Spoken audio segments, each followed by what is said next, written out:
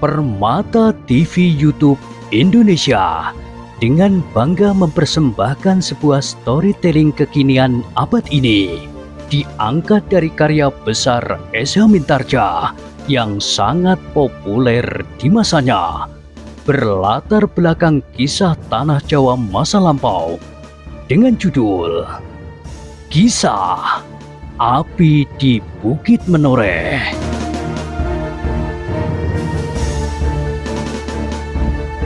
Pada kesempatan yang sangat baik ini, kita masuk pada episode yang ke-622. Selamat menikmati.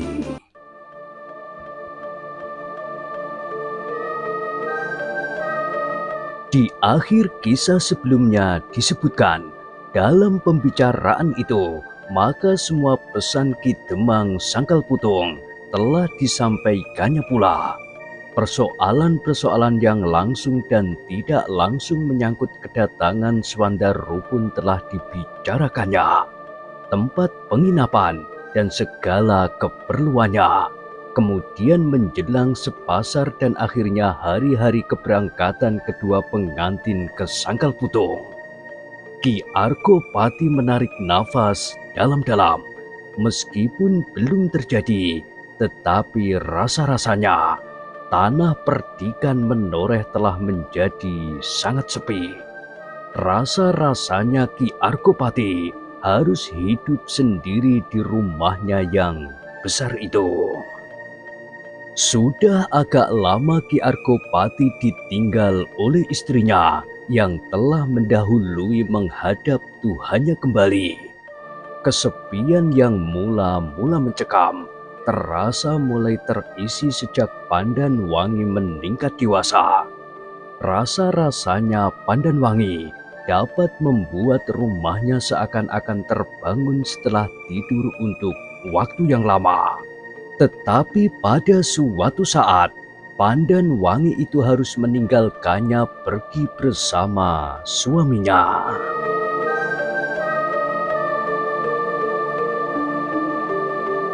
Namun hal itu harus terjadi, berkata Ki Argopati di dalam hatinya.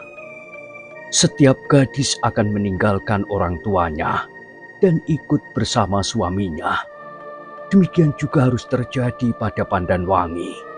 Aku tidak boleh mementingkan diriku sendiri dan membiarkan Pandanwangi tetap tinggal di rumah ini sampai hari matiku. Tetapi bagaimanapun juga, Ki Argopati berusaha untuk menghilangkan kesan itu dari wajahnya. Ia masih tetap tersenyum, tertawa dan bergurau dengan cerah betapapun kesepian yang akan datang. Rasa-rasanya telah mulai membelit hatinya.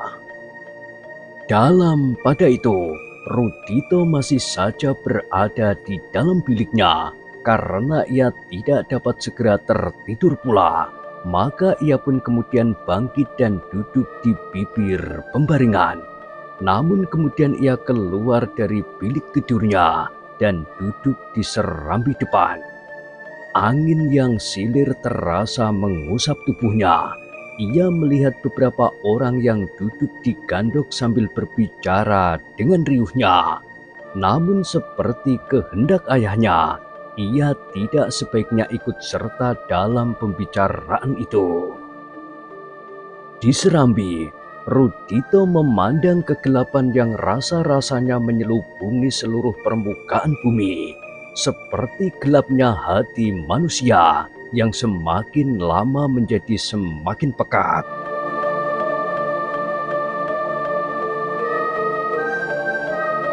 Pada suatu saat, mereka akan kehilangan kesadaran diri dan segenap kepribadiannya jika tidak ada perubahan arah dari perkembangan budi manusia.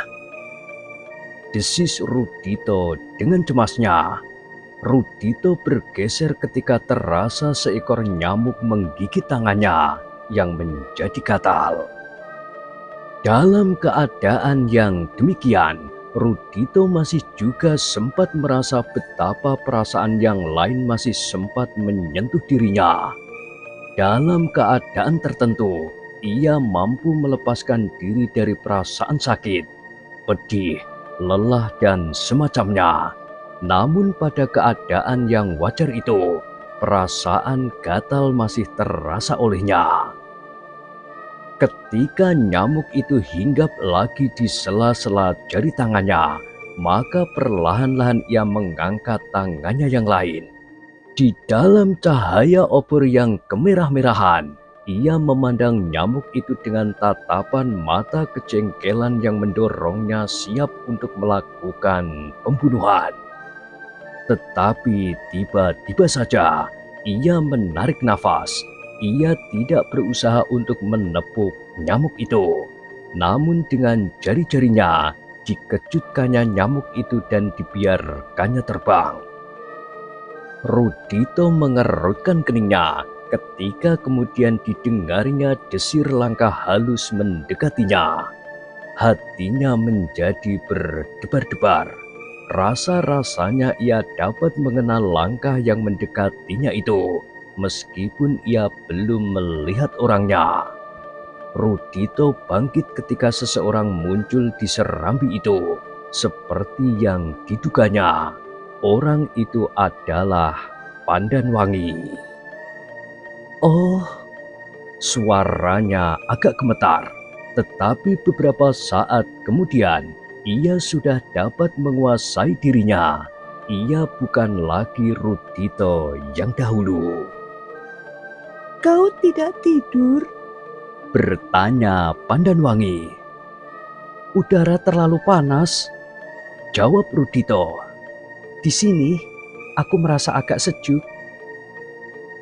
Kau tidak naik ke pendopo? Mereka berbicara panjang lebar. Mereka berbicara tentang kau, sahut Rudito. Wajah Pandanwangi menjadi merah, tetapi Rudito tidak memperhatikannya. Duduklah. Pandanwangi mempersilahkan. Tetapi Rudito menjadi bingung di mana ia akan duduk dan di mana Pandanwangi akan duduk, karena di serambi itu hanya ada sebuah lincak meskipun agak panjang. Tetapi ternyata Pandanwangi tidak ragu-ragu. Ia pun kemudian duduk di lincak itu dan menarik tangan Rudito untuk duduk pula. Rudito pun kemudian duduk pula. Meskipun rasa-rasanya hatinya menjadi berdebar-debar lagi. Tetapi kemudian ia menyadari bahwa sikap Pandanwangi tentu masih belum berubah. Gadis itu masih menganggapnya sebagai kanak-kanak yang manja dan perlu dikasihani, seperti saat-saat ia ketakutan di hutan-hutan perburuan.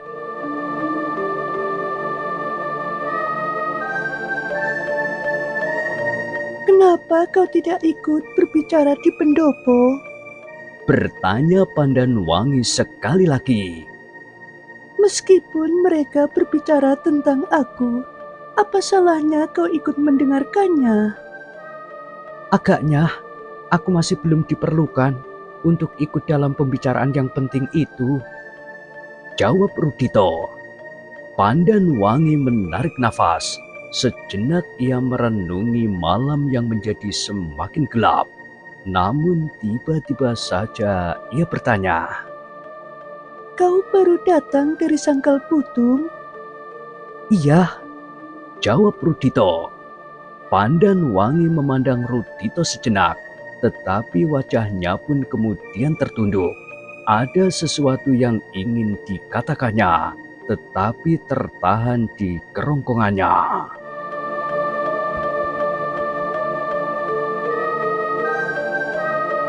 Rasa-rasanya Rudito dapat mengetahui isi hati Pandanwangi.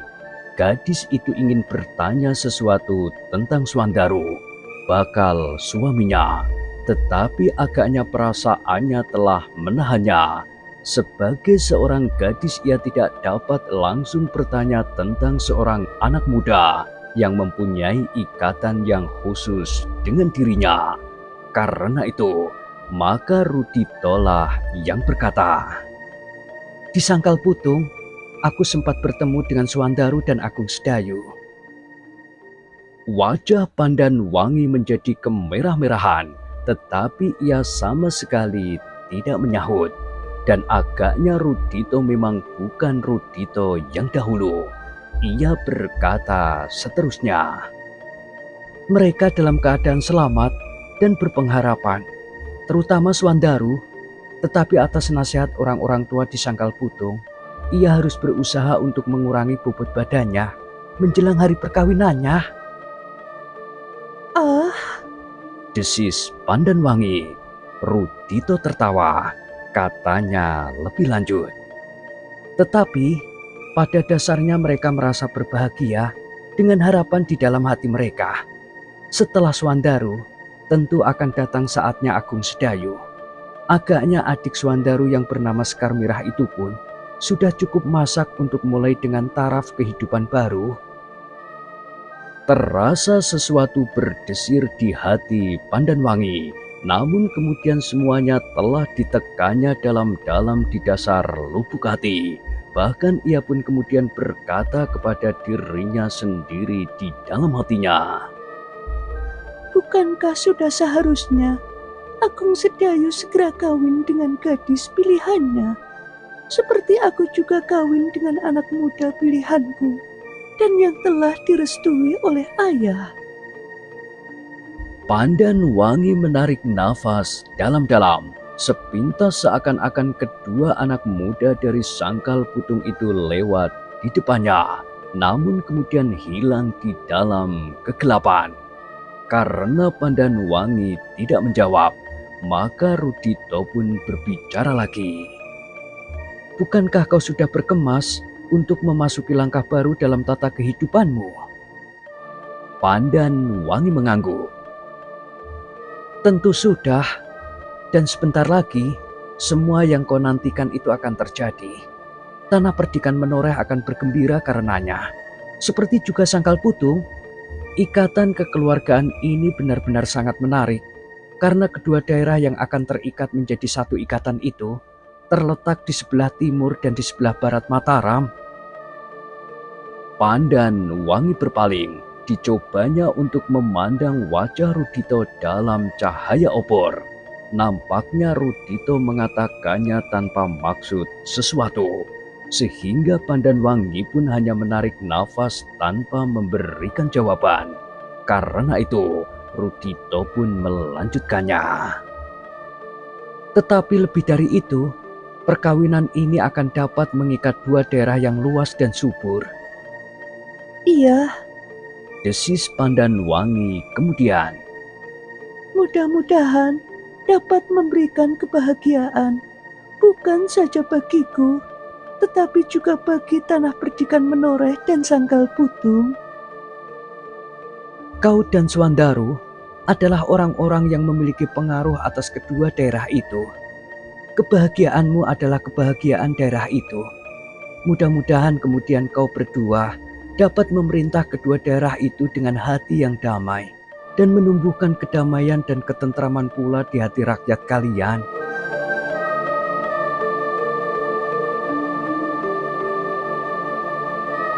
Pandan Wangi termangu-mangu sejenak, tetapi kepalanya pun terangguk-angguk. Bahkan ia mulai menyadari bahwa Rudito yang sekarang ini sudah jauh berbeda dengan Rudito yang dahulu. Rudito yang manja dan penakut. Rudito yang dahulu tidak akan dapat mengatakan perasaannya dengan cara itu. Bahkan ketika tiba-tiba ia mengenang sikap dan tanggapan Rudito atas dirinya, ia menjadi segan untuk melanjutkan angan-angannya. Sudahlah, Berkata Pandan Wangi kemudian. sudah malam. Aku akan tidur. Mudah-mudahan kau dapat tidur nyenyak dan mimpi yang indah. Aku berdoa agar kelak kalian dapat menciptakan kedamaian yang sejati. Meskipun kau dan Swandaru memiliki kemampuan untuk bermain dengan pedang, tetapi aku berharap bahwa hulu pedang itu tidak akan kalian sentuh lagi dengan maksud apapun juga kelak. Pandan Wangi tidak begitu mengerti maksud Rudito. tetapi ia mengangguk saja sambil menjawab, Baiklah Rudito, aku akan mengingatnya. Dengan tergesa-gesa, Pandan Wangi pun meninggalkan anak muda yang ternyata sudah berubah itu. Bahkan Pandan Wangi menjadi agak menyesal bahwa ia sudah menjumpainya. Tetapi ia tidak dapat menahan sifat ingin tahunya tentang Sangkal Putung agak lebih banyak, sehingga sudah mendorongnya untuk menjumpai Rudito yang diketahuinya baru datang dari Sangkal Putung. Namun yang kemudian terjadi adalah di luar kehendak Pandan Wangi sendiri. Bayangan tentang kedua anak muda itu, murid orang bercambuk yang selalu membayangi di wajahnya. Keduanya bukan hanya salah seorang saja di antara mereka. Sekali-kali Pandan Wangi memejamkan matanya, tetapi bayangan itu tidak juga beranjak daripadanya. Apakah artinya ini? Desisnya sambil menelungkupkan badannya di pembaringannya. Namun demikian Pandan Wangi tidak dapat memadamkan angan-angan di hatinya itu. Angan-angan tentang dua orang anak muda yang pernah berada di tanah perdikan menoreh bersama gurunya. Sekali nampak bayangan Swandaru dalam pakaian pengantin, meskipun ia masih juga gemuk, namun wajahnya yang cerah serta sifat-sifatnya yang terbuka membuat anak muda itu mempunyai wujudnya tersendiri. Kepribadiannya nampak bagaikan pintu yang terbuka lebar, sehingga Pandan Wangi seolah-olah dapat menjengukkan kepalanya ke dalam dan melihat seluruh isinya, baik atau buruk. Dan itulah yang telah menarik perhatiannya, selain sikapnya yang ramah serta tertawanya yang lepas tidak tertahan-tahan dan guraunya yang jenaka. Tetapi di samping Swandaru, kadang-kadang muncul juga bayangan seorang anak muda yang meskipun tidak termasuk pendiam, tetapi hatinya agak tertutup, ragu-ragu dan kurang dapat menyesuaikan diri dengan lingkungannya dalam waktu yang dekat. Tiba-tiba saja di luar kehendaknya sendiri, terbayang pula ibunya yang sudah tidak ada lagi, diikuti oleh wajah-wajah yang membuatnya meremang. Wajah dua orang laki-laki yang saling memancarkan dendam dari dasar hati. Oh, Pandan Wangi mengeluh. tidak, tidak. Pandan Wangi menggeram, tetapi rasa-rasanya kesalahan yang pernah terjadi pada ibunya itu kini membayanginya pula. Dua orang laki-laki yang kemudian melahirkan si Danti dan dirinya dari ibu yang sama. Pandan Wangi menggeliat, bahkan ia pun kemudian bangkit sambil menghentakkan kakinya.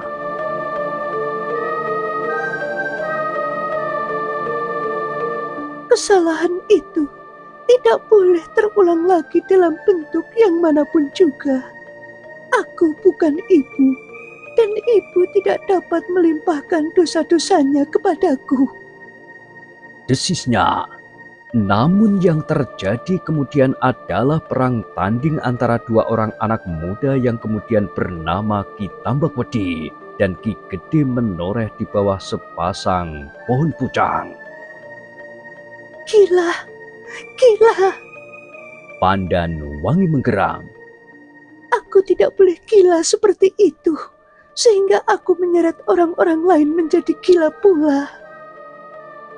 Pandan Wangi tiba-tiba saja terkejut ketika ia mendengar pintu biliknya diketuk orang. Sejenak kemudian terdengar suara seorang perempuan memanggilnya. Pandan Wangi, Wangi.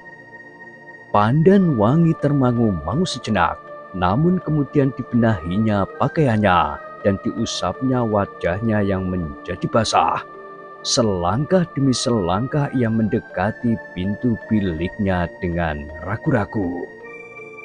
Wangi, Perlahan-lahan Pandan Wangi membuka pintu biliknya. Dilihatnya dua orang pembantunya berdiri termangu-mangu. apakah kau bermimpi buruk? Bertanya salah seorang dari kedua pembantunya itu. Pandan Wangi termangu-mangu sejenak, namun kemudian jawabnya, Yuh, aku memang bermimpi buruk. Apakah kau mendengar sesuatu dari dalam bilik ini? Aku mendengar kau mengeluh, bahkan seperti seorang yang sedang bertengkar. Pandan Wangi memaksa bibirnya untuk tersenyum. Katanya, Terima kasih, kau sudah membangunkan aku dari mimpi yang buruk.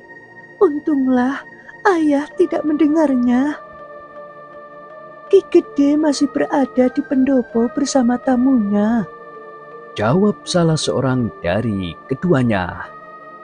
Terima kasih, baiklah aku akan tidur lagi. Tetapi agaknya memang demikian. Seseorang yang mendekati hari-hari perkawinannya kadang-kadang justru diganggu oleh mimpi buruk.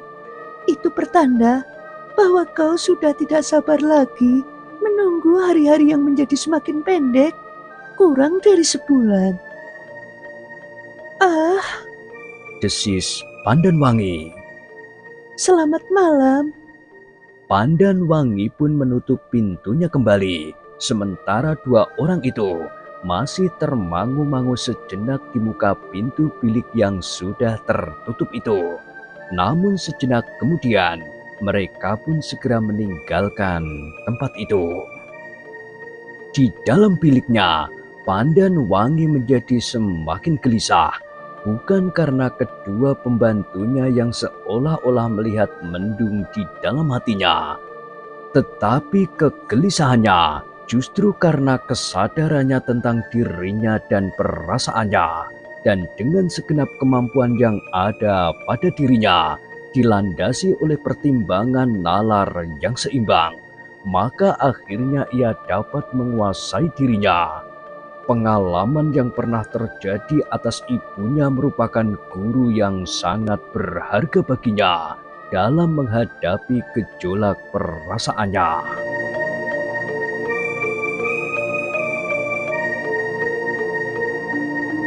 Pandan Wangi tidak dapat ingkar bahwa yang pertama-tama menarik perhatiannya pada saat-saat ia bertemu dengan kedua anak muda itu adalah Agung Sedayu. Namun kemudian ia mengetahui bahwa Agung Sedayu telah mempunyai pilihannya, justru adalah adik Suwandaro. Meskipun perlahan-lahan, namun kemudian Pandan Wangi melihat sesuatu yang menarik pada anak muda yang gemuk itu. Sesuatu yang tidak dimiliki oleh anak-anak muda di tanah perdikan menoreh. Bukan saja kecakapannya bermain pedang dan cambuk, tetapi juga kelebihan-kelebihan yang lain. Apakah karena itu aku telah tertarik kepadanya? Pertanyaan itu melonjak di dalam hatinya, namun yang kemudian dijawabnya sendiri. Bukan waktunya lagi untuk bertanya. Kurang dari sebulan, hari perkawinan itu sudah tiba. Yang harus aku lakukan adalah memupuk cinta yang ada di dalam hati ini, agar dapat mekar dan berkembang. Aku harus menjadi seorang yang lebih baik dari ibuku dalam menghadapi perasaan yang menyangkut tentang cinta dan mungkin nafsu tanpa meninggalkan pertimbangan nalar. Pandan Wangi kemudian berusaha untuk tidak memikirkannya lagi. Ia mencoba lari dari perasaan yang serasa selalu mengganggu hati. Tetapi Pandan Wangi mempunyai pengalaman yang lain dari kebanyakan gadis-gadis. Ia sudah terlatih untuk mempergunakan pertimbangan nalarnya. Meskipun mula-mula di dalam keadaan yang gawat menurut wujud benturan jasmaniah, namun di dalam benturan perasaan, ia mampu pula mempergunakan keseimbangan nalarnya. Pandan Wangi mencoba melupakan persoalannya dengan memikirkan masalah-masalah yang lain yang menyangkut tanah perdikan menoreh, hari depannya dan kemungkinan-kemungkinan yang dapat terjadi di atas tanah ini. Di pendopo, ayahnya masih saja bercakap-cakap dengan Ki Waskita meskipun malam menjadi semakin larut. Bahkan kemudian di kejauhan terdengar suara kentongan dalam nada darah muluk. Sudah tengah malam, Desisnya, tetapi Pandan Wangi masih belum dapat tidur.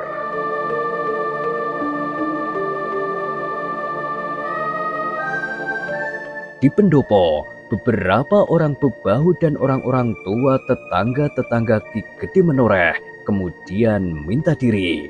Mereka sudah cukup lama duduk menanggapi segala macam pesan Ki Demang Sangkal Putung mengenai hari-hari perkawinan Suandaru dengan segala macam persoalannya. Bahkan rumah yang akan dipergunakan untuk menginap para pengiring dari Sangkal Putung telah ditentukan pula.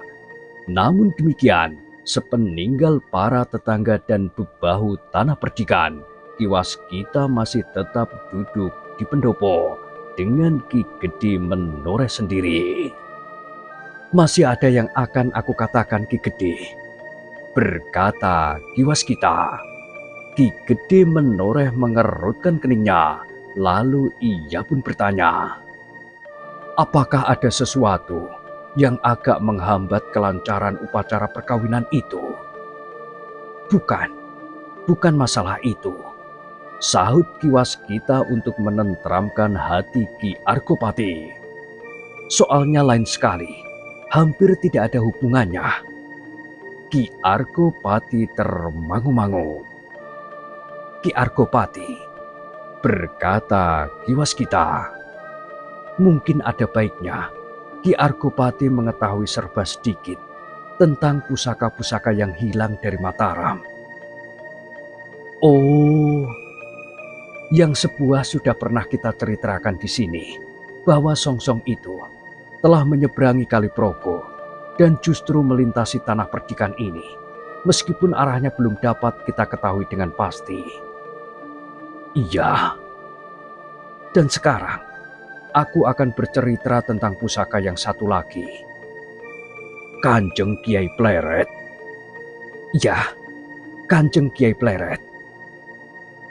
Ki Gede Menoreh mengerutkan keningnya.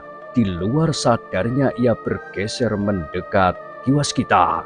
Sementara Ki Waskita pun kemudian bercerita pula tentang pusaka yang diduga telah dibawa oleh Kiai Kaloso Sawit yang meninggalkan Padepokan Tambakwedi dengan tergesa-gesa itu.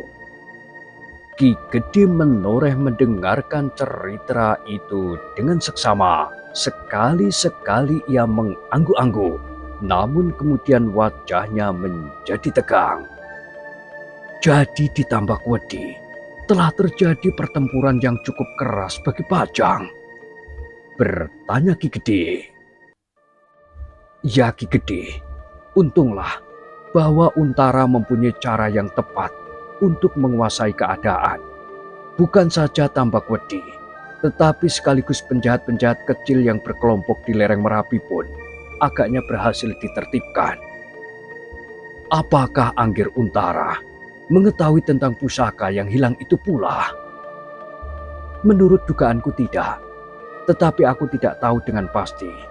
Karena Anggir Untara mempunyai sejuta mata dan sejuta telinga di daerah selatan ini. Namun menilik sikap dan tanggapannya terhadap Tambakwedi, agaknya Senopati Untara belum mempersoalkan pusaka yang hilang itu. Ki Argopati mengangguk-angguk. Tetapi, baik Kiai Gringsing maupun Ki Sumangkar bersepakat bahwa di waktu yang singkat ini, mereka tidak akan berbuat apa-apa lagi selain mempersiapkan hari-hari perkawinan Anggir Suandaru dan Pandan Wangi. Baru setelah hari perkawinan itu lampau, mungkin mereka akan melakukan sesuatu untuk menemukan pusaka-pusaka yang hilang itu. Ki Arkopati menarik nafas dalam-dalam. Hampir di luar sadarnya ia bergumam. Ternyata hari perkawinan anakku itu bersamaan waktunya dengan tugas yang sebenarnya sangat penting bagi kedua orang tua itu. Tugas yang langsung menyangkut kelangsungan hidup Mataram. Dan sudah barang tentu kekuasaan Raden Sutawijaya yang kemudian bergelar Senopati Engaloko. Tetapi bukan berarti bahwa perkawinan itu merupakan hambatan bagi pencarian kedua pusaka itu, Ki Gede. Dengan serta-merta kiwas kita menyahut, tidak seorang pun yang mengetahui bahwa hal itu akan terjadi seperti yang dialami oleh Mataram. Hilangnya kedua pusaka itu. Seandainya aku dengan sengaja memusatkan indera dalam pencarian isyarat tentang Mataram sekalipun, aku kira aku tidak akan dapat menemukan kemungkinan seperti itu. Ki Arkopati mengangguk-angguk. Katanya, jika diperlukan, setelah hari-hari perkawinan ini lewat, aku akan membantu sesuai dengan kemampuan yang ada di atas tanah perdikan ini. Karena yang jelas, Songsong itu telah menyentuh tanah ini dengan langsung.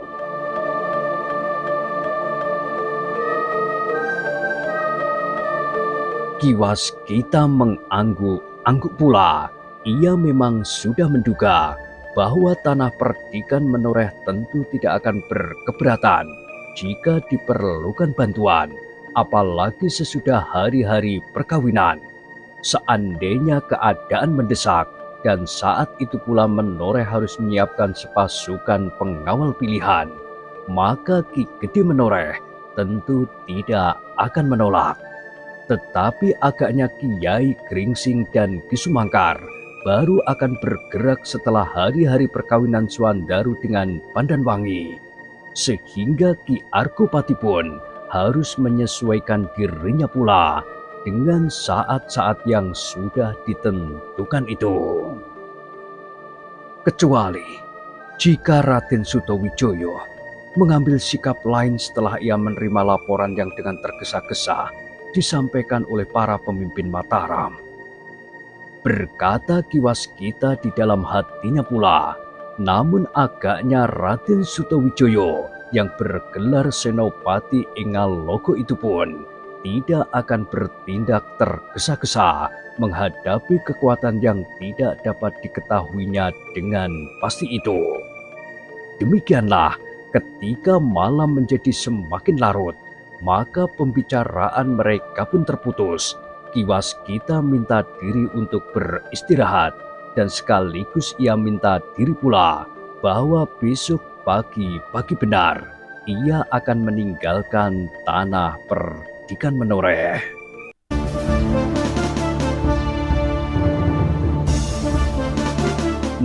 Nah, bagaimanakah kisah selanjutnya? Silahkan ikuti terus kisah Api di Bukit Menoreh pada kesempatan berikutnya. Sampai jumpa.